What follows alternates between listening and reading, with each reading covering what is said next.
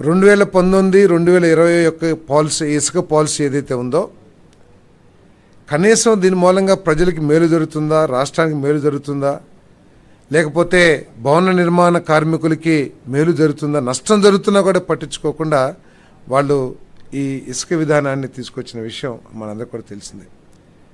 మరి 2019, 2021లో తీసుకొచ్చిన ఇసుక విధానాన్ని రద్దు చేస్తూ ఆ ప్రభుత్వం చేసుకున్న అగ్రిమెంట్స్, పెద్ద పెద్ద జేపీ తర్వాత ఇంకేదో పెద్ద పెద్ద సంస్థలు బయట నుంచి తీసుకొచ్చి ఏదైతే అంటే అప్పుడు చెప్పుకునేది ఏంటంటే అవి నామ మాత్రమే, కానీ ఆ ఇసుక వ్యాపారం చేసినంత మాత్రం వేరే వాళ్ళని చెప్పేసి చెప్పుకుంటుండేవాళ్ళు. ఏదేమైనా ఇక్కడ ఆ అగ్రిమెంట్లన్నీ కూడా రద్దు చేసేయడం జరిగిందని చెప్పేసి మనం ఆ విధానాన్ని, అదేవిధంగా ఆ అగ్రిమెంట్లు కూడా అన్నీ రద్దు చేయడం జరిగిందని చెప్పేసి మనం చేస్తాను.